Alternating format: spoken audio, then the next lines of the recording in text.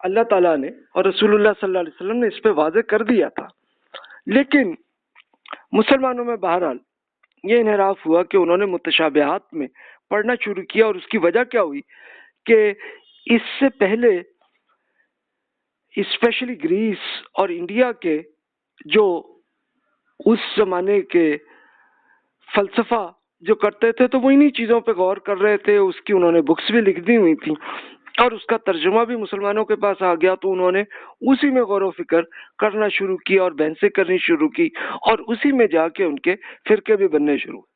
تو اصل ہسٹری یہ ہے کہ جس کی ہم اب اسٹڈی کر رہے ہیں کہ کیا ہوا تھا۔ اب دیکھیے فلسفہ جو یونانی فلسفہ تھا، اس میں فلسفے کی یہ جو بکس ہیں اس میں الہیات کا فلسفہ تھا۔ الہیات اللہ تعالیٰ کیا ہے، اللہ تعالیٰ کیسے بنا، کیا ہوا معاملات، ان چیزوں پہ وہ غور کرنے لگے، اور اس کا کوئی پریکٹیکل ایکسپیرینس نہیں تھا۔ اور علم الکلام کیا تھا؟ علم الکلام کا مطلب یہ تھا کہ آپس میں اس پہ ایک بحثیں کرنا متشابہات کے بارے میں، یہ تھا علم الکلام۔ تو یونانی فلسفہ مسلمانوں میں جب اس کی بکس آ گئی، ٹرانسلیٹ عربی میں ہو گئی، تو انہوں نے اسی پہ غور و فکر کرنا شروع کیا، اور علم الکلام میں فلسفیانہ الہیات میں بہت سارے متشابہات پہ بحثیں بھی، جنت میں یہ ہوگا کیا ہوگا، اور اس میں ڈیپتھ میں یہ کیسے ہو سکتا ہے، یہ تو نہیں ہو سکتا، اس طرح کی بحثیں شروع ہوئیں، اور پھر فلسفیانہ فرقے پیدا ہوئے۔ اچھا پریکٹیکلی ہم ذرا انگلش میں ہی دیکھتے ہیں کہ اس زمانے کی متشابہات میں جو فلسفہ تھا اس میں کیا کیا ہوتا تھا، تو یہ میں ایک انگلش میں آپ کے سامنے عرض کر دیتا ہوں، اس سے زیادہ کلیئر ہو جائے گا کہ during late antiquity and the early middle ages the Aristotelian approach to inquiries on nature phenomena was used۔ یعنی ہوا کیا کہ ارسطوٹل یہ 322 BC کے زمانے کے فلسفی تھے، تو انہوں نے اس کے پورے طریقے ایسے بنا دیے تھے، اس پہ وہ غور کرتے تھے۔ اب غور کیا کرتے تھے اس میں؟ یعنی ایک تو ہوئی نیچر جو فزکس کیمسٹری کی ہے، اس میں تو کوئی ارجی نہیں، یہ مادی فلسفہ، اس میں تو کوئی ایشو نہیں تھا۔ لیکن جب اللہ تعالیٰ کے بارے میں جو وہ بحثیں کرنے لگے تو پھر اس میں کیا ہوا؟ Aristotle's 4 causes prescribed that 4 why questions should be answered in order to explain things scientifically۔ یعنی یہ چیز کیا ہے، کیوں ہوا، کیسے ہوا، اور اسی پہ جب وہ غور کرنے لگے تو اب وہ اسی پہ جب وہ غور کرنے لگے تو پھر یہ فلسفے آئے۔ Some ancient knowledge was lost or in some cases kept in obscurity۔ یعنی ایک چیز بالکل کلیئر ہی نہیں ہوئی اور وہ اس میں بہت سارے کنفیوز معاملات آنے لگے۔ During the fall of the Western Roman Empire and periodic political struggles، یعنی اب ہوا کیا کہ جب انہی فلسفیوں پہ نہیں، جب یہ متشابہات میں بحثیں کرنی شروع کی، اور اس میں اچھا جہاں تک تو اگر تو وہ صرف فزکس اور کیمسٹری بایولوجی میں کرتے کہ یہ چیز کیوں بنی، کیسے بنی، اور اسی پہ غور کرتے تو ان کو ملا، اور وہ ملا بھی، ان کو علم حاصل ہوا، اس کو مسلمانوں نے بھی سیکھ لیا اور اس کو یوز بھی کیا۔ انجینئرنگ میں اس سے بہت کچھ یوز ہوا، اس کی ایگزامپلس پچھلے لیکچرز میں عرض کر چکا تھا۔ لیکن پھر انہوں نے اللہ تعالیٰ کی ذات میں کرنا شروع کر دیا اس پہ، تو ہوا کیا کہ پھر ایک چیز کوئی چیز کلیئر ہی نہیں رہی، کنفیوژن ہوئی، اور پھر پولیٹیکل معاملات بھی آنے شروع ہوئے۔ اس کی ایک ایگزامپل وہی ہے کہ جیسے میں نے عرض کیا تھا کہ جیسے انہوں نے ایک اس پہ غور کیا کہ جناب یہ کائنات کا مرکز یہ زمین ہے۔ اچھا اب ہوا یہ کہ اب ظاہر ہے کہ یہ اسپیشلی گریس کے یہ ارسطوٹل اس پہ غور کر رہے تھے، اور ان کے جو بھی شاگرد اور وہ کر رہے تھے، تو اس کو حضرت عیسیٰ علیہ السلام پر ایمان لانے والے کئی اسکالرز نے اس کو پڑھ لیا، وہ بھی امپریس ہوئے، اور انہوں نے پھر یہی کر لیا کہ ہاں جی زمین اس کا این مرکز ہے اس پوری کائنات کا، اور یہ سورج اور سارے ستارے ہمارے زمین کے گرد گھوم رہے ہیں۔ اب ظاہر ہے کہ یہ ایک غلط تصور تھا، لیکن انہوں نے اپنے دین کا حصہ بھی بنا دیا۔ اب بنایا تو پھر چلتا رہا سلسلہ ایسا، لیکن پھر جب یورپینز نے سائنس میں آتے ہوئے یہ الہیات کے فلسفے کا بالکل خاتمہ انہوں نے کیا، اور یہ کب ہوا؟ یہ اراؤنڈ 1500 عیسوی کیلنڈر کے لحاظ سے میں عرض کر رہا ہوں کہ تب جا کے یورپ میں یہ آیا انہیں۔ اب یہ کیا ہے، اس کو دیکھیے۔ It is normal practice of independent researchers to double check how the research was performed and to follow up by performing similar experiments to determine how dependable the results might be۔ یعنی اب جب یہ science کا عروج آیا تو تب انہوں نے کہا کہ بھی یہ وائے کو ہم نوٹ نہیں کرتے، اس کو ہم چھوڑ دیتے ہیں، ہمارے بس میں نہیں ہے یہ، تو ہم صرف ہاؤ، یہ چیز کیسے ہو رہی ہے، اور اس کے لیے ہم صرف اتنے حصے کو ہی دیکھتے ہیں کہ جس میں پریکٹیکلی ہم خود ایکسپیرینس کر سکیں۔ اب آپ یہ دیکھیے کہ کیمسٹری کے اندر آپ پڑھ چکے ہوں گے کہ اس میں ہم کئی کیمیکلز کو آپس میں میچ کر کے دیکھ لیتے ہیں، اور اس میں سے سیم ہی رزلٹ آ رہا ہوتا ہے، تو ہم اس کو یقین آ جاتا ہے کہ جناب یہ ایسے ہے۔ فزکس میں بھی یہ اسی طرح سے آتا ہے، بایولوجی میں بھی ایسے آتا ہے، اور سوشل سائنسز کا بھی کافی حصہ اسی طرح چل رہا ہوتا ہے۔ اپنے ایکسپیرینس کے میتھڈ کے ذریعے آپ ابھی بھی اگر پی ایچ ڈی کے لیے کسی بھی موضوع پہ چلے جائیں تو اس میں یہی میتھڈ بتایا جاتا ہے۔ اب یہ وائی کو ہم نے چھوڑ دیا اور ہاؤ کو کیا، لیکن ہمارا جو ٹائم جس کی ہم اسٹڈی کر رہے ہیں، جو ہمارا 750 عیسوی کیلنڈر سے لے کے 1258 تک کا پیریڈ ہے، تو اس میں وہی جو ارسطو کے جو میتھڈ تھا وائی کا، اسی پہ زیادہ مسلمانوں نے بھی بحث کرنی شروع کر دی۔ اچھا، سب نے نہیں کی، لیکن ظاہر ہے کہ کچھ ایسے ہی لوگ کہ جن کو فلسفے کا ذوق تھا تو وہی اس میں کرنے لگے۔ اچھا، کرنے لگے تو کیا ہو گیا؟ اس پہ ایک بار ذرا پھر آپ اللہ تعالیٰ کے انہی ارشاد کو، رسول اللہ صلی اللہ علیہ وسلم کے ارشادات کو آپ ایک بار پھر غور کر لیجئے کہ اللہ تعالیٰ نے یہ بتایا کہ بھی جو آیات محکم ہے، جو بڑی واضح اور کلیئر ہے، اس پہ آپ فوکس کریں، اور یہ دلوں میں جو متشابہات ہے، جو فیوچر کے بعد کی چیزیں، تو اس پہ آپ زیادہ فوکس نہ کریں۔ تو یہ ہمیں بتا دیا گیا تھا، لیکن بہرحال کئی اسکالرز مسلمانوں کے انہوں نے اس کو اگنور کر کے اور ان طرح کی چیزوں میں کرنا شروع کر دیا۔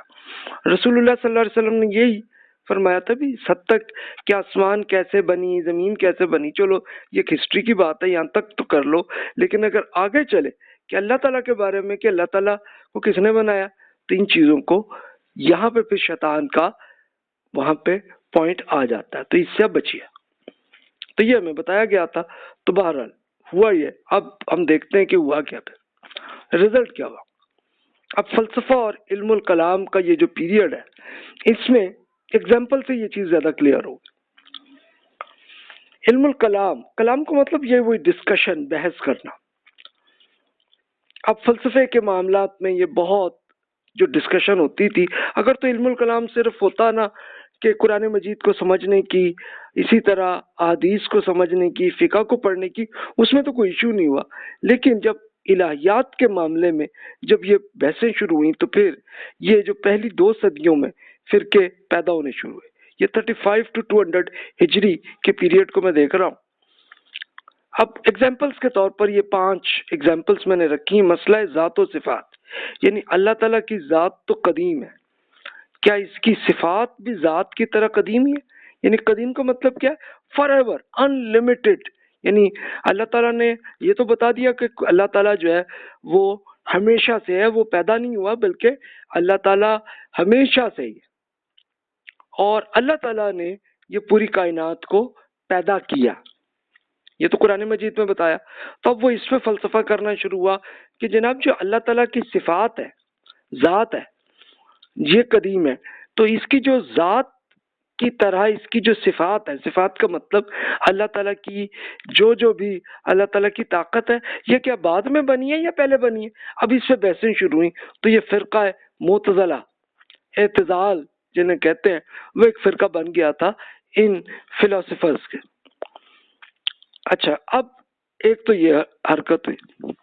ایک دوسری اگزامپل دیکھیے، مسئلہ جبر و قدر، یعنی کیا انسان اپنے اعمال کے لیے مجبور ہے یا مختار ہے؟ یعنی انسان کیا بالکل اتنا زیادہ جو چاہے کر لے، یا بالکل مجبور ہے کہ اللہ نے بس جو جیسے بنا دیا ویسے ہی رہو؟